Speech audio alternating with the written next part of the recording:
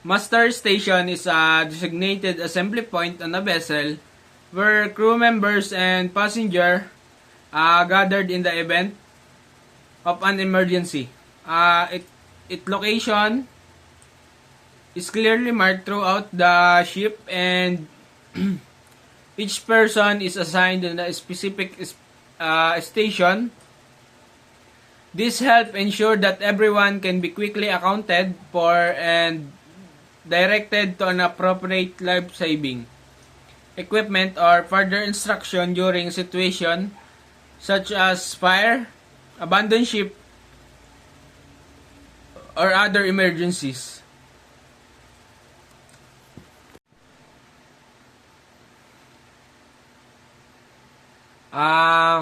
During fire alarm, the crew must immediately cease all non-essential activities and follow established procedure without delay.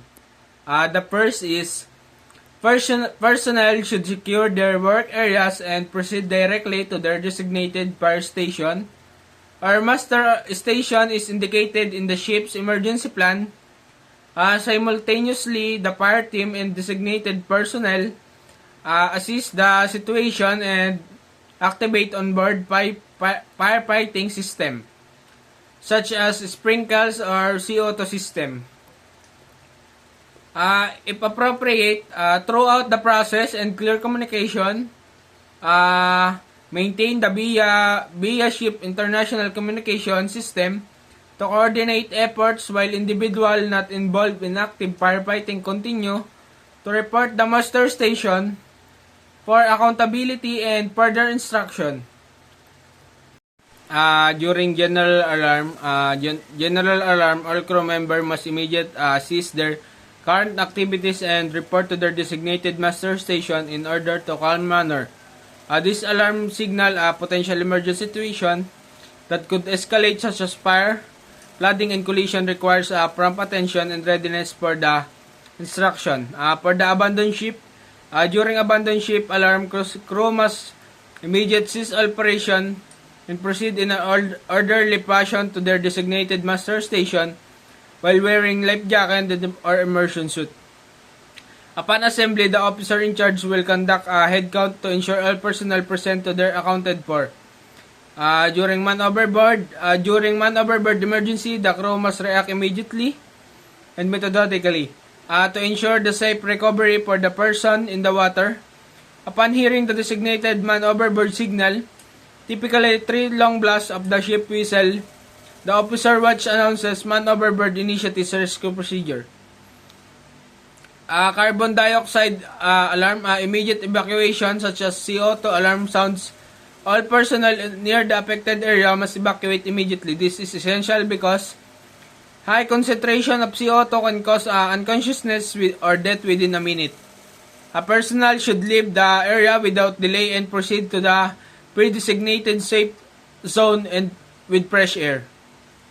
During emergency call, the designated engineer must immediately report to their engine control room or designated area to assess the address situation. Upon hearing the call, the crew halt non-essential activities and promptly gather the required personnel and diagnostic tool.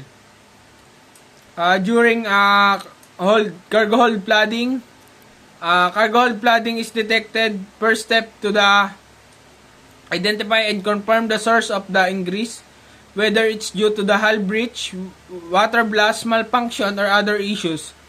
The crew immediate sound alarm to alert all personnel, notify the bridge and can be chief officer. Prevention pollution.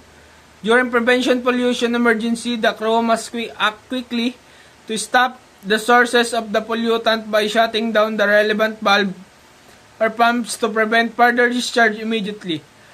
Measures include deploying spill containment equipment such as booms, absorbent to limit the spread of the pollutant, while simultaneously notifying the bridge and relevant environmental authorities. During engine room flooding, in the event of the engine room flooding, the immediate priority is to alert bridge and initiate the emergency response upon detecting flooding. The alarm sounded to mobilize the crew and the chief engineer.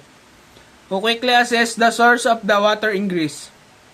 The importance of training and drills, it is essential in the maritime operation to ensure crew members are well prepared to handle emergency efficiently and effectively. Regular drills such as fire, abandon ship, and man overboard exercises help reinforce procedure, improve response time, and minimizing panic during real-life situation.